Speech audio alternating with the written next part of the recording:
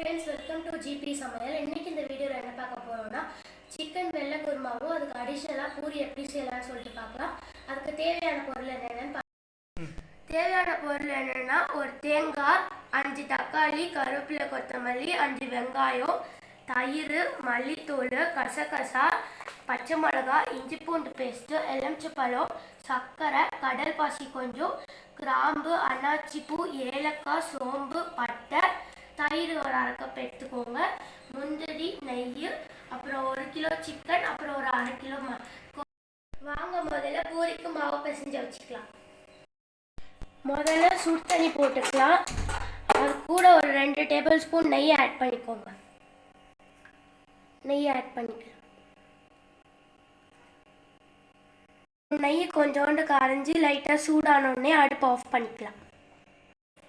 இப்போ பூரிக்கு மாவு பிசைஞ்சிக்கலாம். அதுக்கு 1/2 கிலோ கோதுமை மாவு எடுத்துக்கலாம். நம்ம பண்ணி வச்சிருக்க சுடு தண்ணியில் கொஞ்சோண்டு சர்க்கரை ஆட் பண்ணிக்கோங்க. சர்க்கரை கரைஞ்சோடனே கொஞ்சோண்டு உப்பு போட்டுக்கலாம்.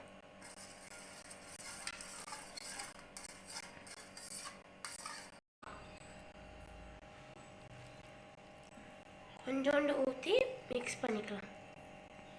மாவு பிசைஞ்சு முடிச்சோடனே கொஞ்சோண்டு நெய் சேர்த்துக்கலாம். மேலே வந்து கொஞ்சோண்டு தேய்ச்சி வச்சுக்கோங்க. தேய்ச்சாச்சு. இப்போ ஒரு 1/2 மணி நேரம் ஊற வச்சுக்கலாம். கொஞ்சம் சுடு தண்ணி வச்சு அதில் கசகசாவையும் முந்திரியையும் ஊற வச்சுக்கலாம். முதல்ல முந்திரி போட்டுக்கலாம். அப்புறம் கசகசா ஆட் பண்ணிக்கலாம். இது ஒரு 5 நிமிஷத்துக்கு ஊறினோடனே நம்ம இப்போ நம்ம வெங்காயம் தக்காளி வெட்டி வச்சுக்கலாம். இப்போ ஒரு தேங்காவை நம்ம திருவி வச்சுக்கலாம். இப்போ ஊற வச்ச முந்திரியும் கசகசாவும் ஆட் பண்ணிக்கலாம். கூடவே துருவி வச்ச தேங்காவை ஆட் பண்ணிக்கலாம்.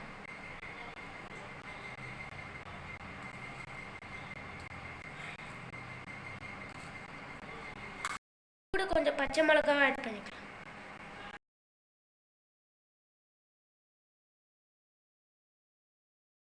சிக்கன் குருமா செய்யறதுக்கு முதல்ல 2 ஸ்பூன் நெய் ஊற்றிக்கலாம்.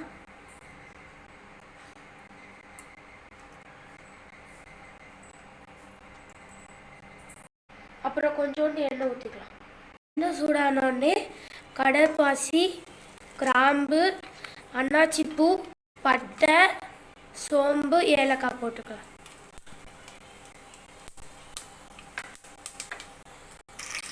இப்போ வெங்காயம் போட்டுக்கலாம். இதெல்லாம் கண்ணாடி பதத்துக்கு வர அளவுக்கு கிண்டிக்கிட்டே இருங்க. வெங்காயம் நல்லா வதங்கின உடனே இஞ்சி பூண்டு பேஸ்ட் ஆட் பண்ணிக்கலாம்.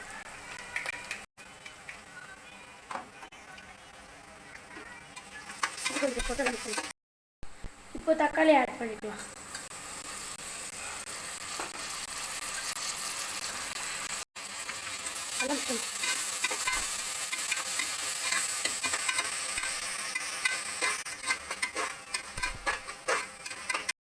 தக்காளி கொஞ்சம் வதங்கினதுக்கு அப்புறம் புதினா கொத்தமல்லி போட்டுக்கலாம்.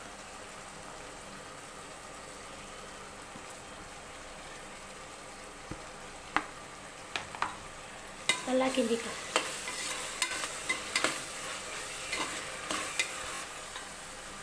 அடுத்து மல்லித்தூள் கொஞ்சம் போட்டுக்கலாம்.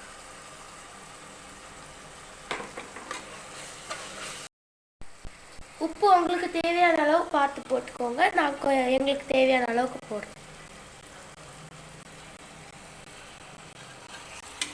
இப்போ சிக்கன் ஆட் பண்ணிக்கலாம்.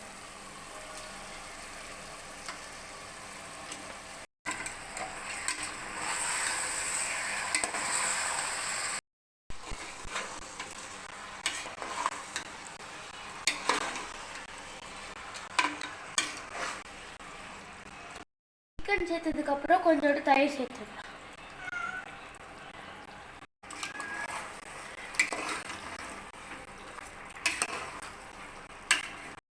சிக்கன் நல்லா 2 நிமிஷம் கொதிச்சதுக்கு அப்புறம் அரைச்சி வச்ச தேங்காய் ஊற்றிக்கலாம்.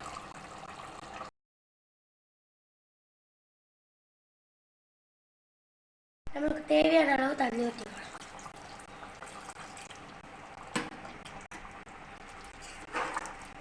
கிண்டி விட்டுட்டு நல்லா கிண்டிட்டு தண்ணி கரெக்டான இருக்கான்னு பார்த்துட்டு நம்ம குக்கரை மூடிக்கலாம். இப்போ நம்ம வந்து குக்கர் விசில் வச்சுட்டு 4 விசில் விடுற வரைக்கும் வெயிட் பண்ணலாம். குருமாவை ஓப்பன் பண்ணிக்கலாம்.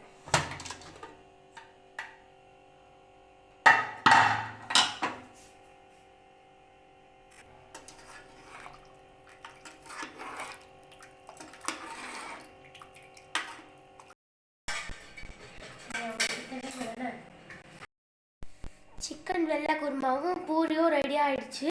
இந்த மாதிரி நீங்களும் செஞ்சு பாருங்கள், டேஸ்ட்டாக இருக்கும். உங்கள் வீட்டு குழந்தைங்களுக்கும் செஞ்சு கொடுங்க.